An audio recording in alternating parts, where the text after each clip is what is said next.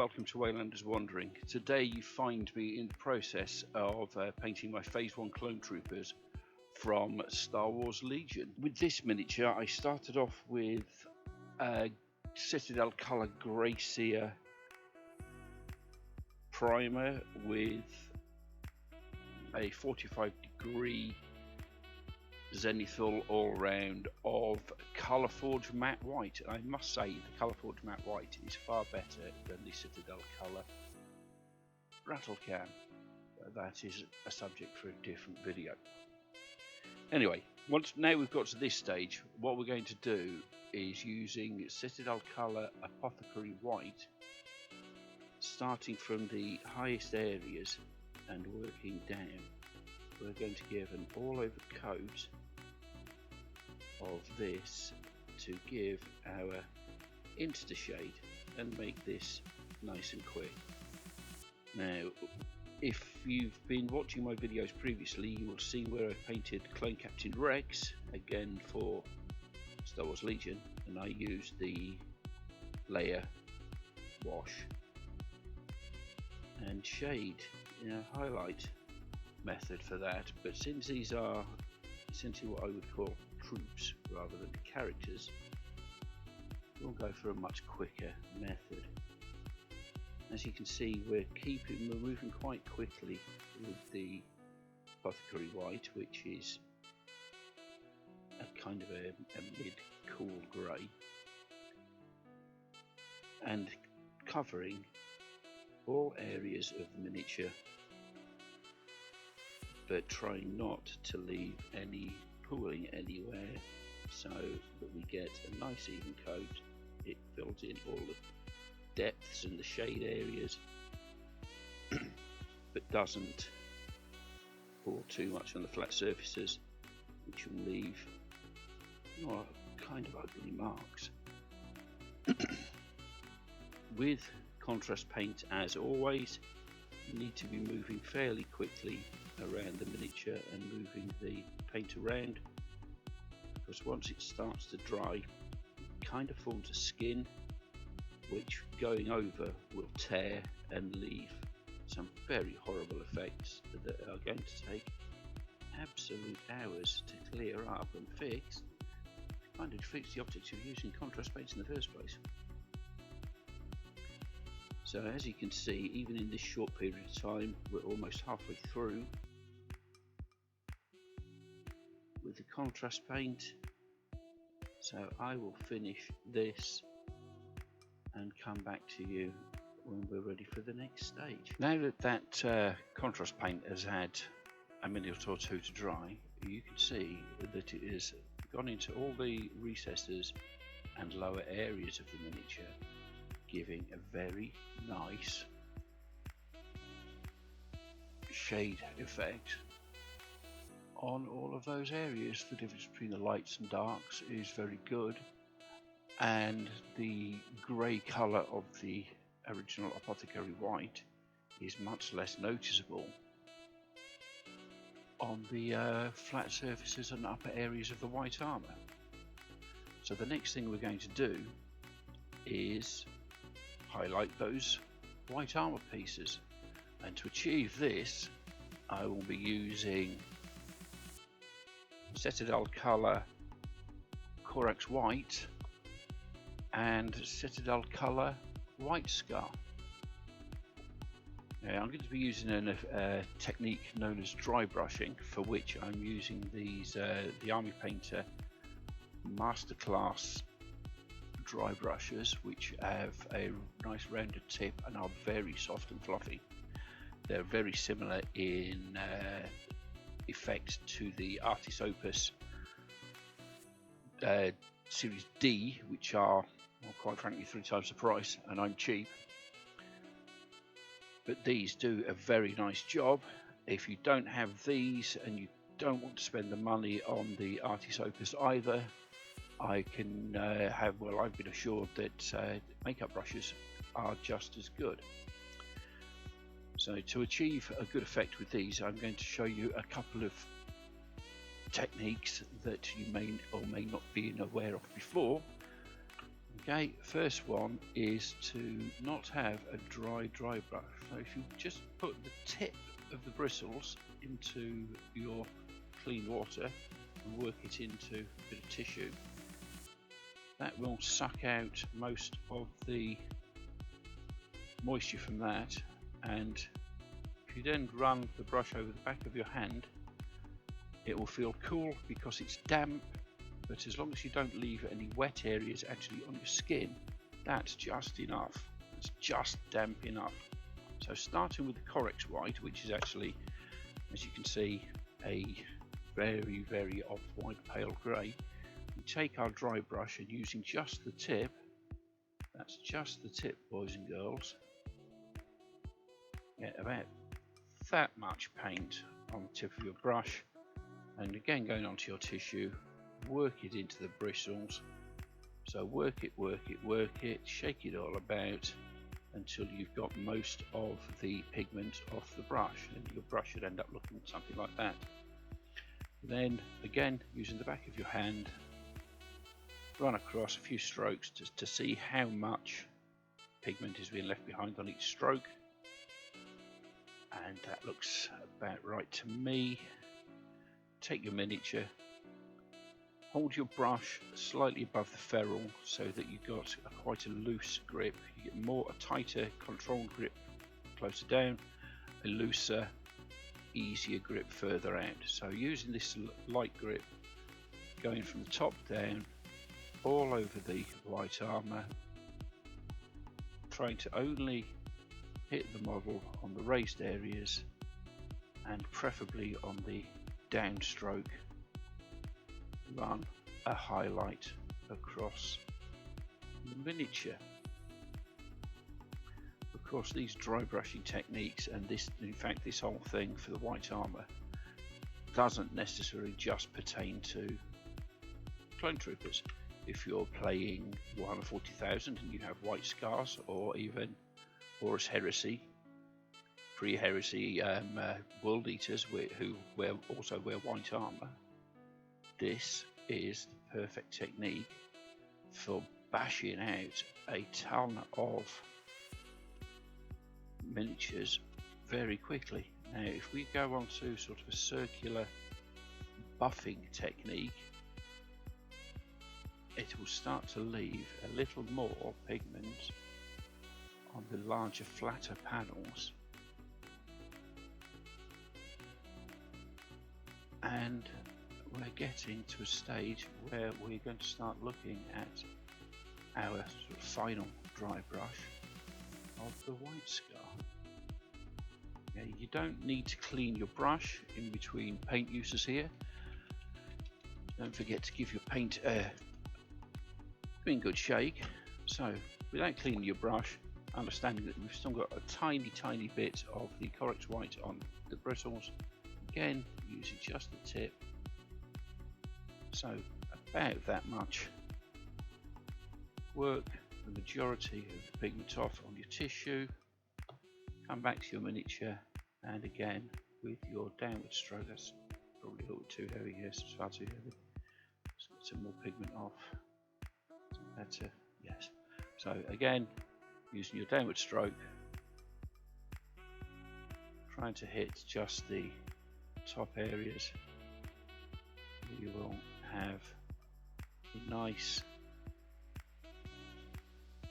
highlight across all of this white armour. And there we see that in a very short period of time we have achieved a tabletop ready with a little bit of highlight effect on our miniature. So if you can see there where the highlight is picked up, all we need to do now is start detailing the miniature. So I will get back to you momentarily. Okay, now it's time to start detailing the miniature, and to achieve this we're going to be using the Citadel Colour Black Legion to go in with quite a fine brush. This is a Citadel Colour detail brush and go into the areas such as inside his eye lenses and visor here, on his gloves, with a nice even coat. Try not to hit any of the white areas, but if you do, don't worry, just go back over with your Corax white, reapply the contrast and dry brush those areas again. Being very careful to hit the black areas. We'll go for, as I say, his gloves, the area in his visor, some small areas between the armour panels where his bodysuit shows, and across the entirety of the gun here. So I will crack on with this stage while you go and have a cup of tea. If you're having a cup of tea, mine's white with one, and I'll bring you back in once I've got all these black bits finished. Now that those back areas have been completed, as you can see, the bodysuit, gloves, weapon, the strap holding the binoculars case itself are all done. We can see that the miniature is coming together and looking much more complete. The next stage will be to use my very small Army Painter Masterclass dry brush and Mechanicus Standard Grey to quickly go over the weapon, gloves, the binoculars case and such, just to give it a small highlight to make them stand out a bit. At which point your miniature could be considered ready. But that's not really good enough for us, and we'll talk about that after I've completed this dry brush. Now that dry brush is complete on the pack here, his weapon and gloves, you can see a very subtle, nice little highlight that just picks up the edges of those black areas. As I said before, we could consider our miniature finished now, base him to match the rest of our army, and go away happy. But in the Star Wars Legion, the Clone Wars starter set, you are offered up a miniature to use as a general for your clone army, just as you are for your Separatist army. In the case of the clone troopers, the model that they've chosen to use as your general is Obi-Wan Kenobi. And if you've watched the prequel era Star Wars movies, you will know that the clone battalion that Obi-Wan Kenobi leads is the 212th Attack Battalion.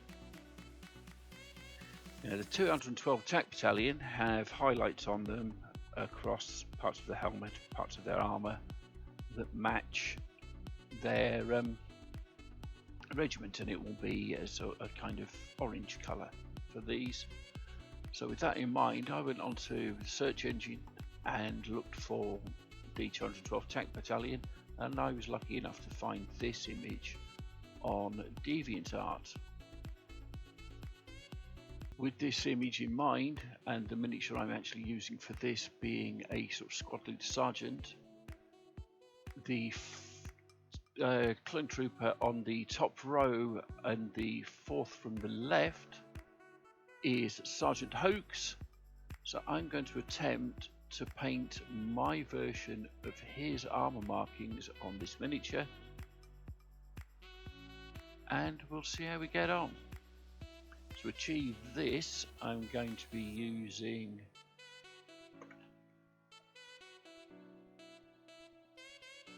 Aerial Yellow for a highlight and Troll Slayer Orange from Citadel Colour for the main markings. I say a highlight, we may not need one, we'll have a look afterwards, so we'll give this a bit of a shake.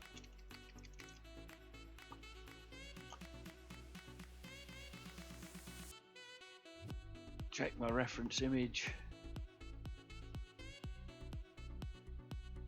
and away we go. Okay, it seems like Sergeant Hogues will start off with the orange on the back of his gauntlets. So we'll cover the white area on the back of the gloves, the orange, which is a nice, very bright orange. Mine's in particularly good condition, so I don't think it needs watering, but these pale colours are often quite low pigment. They may need a second coat. So moving through, we also have the cheek pieces of the helm are in the orange. So we'll fill those in here. And the same at the other side.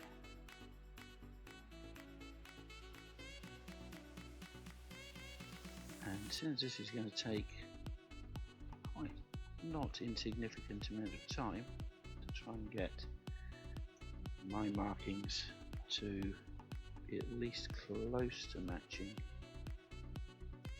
the image I found on DeviantArt, I will get on with this and bring you chaps back in when I've got it all done.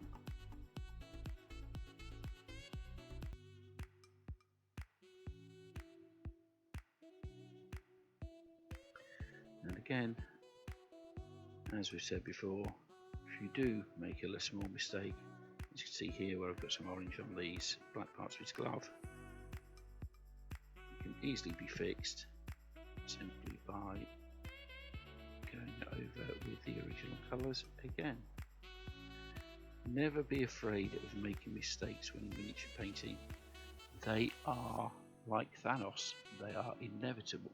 From here, I have now completed my best approximation of Sergeant Hogues' colour scheme, which, all things being equal, I think looks kind of cool.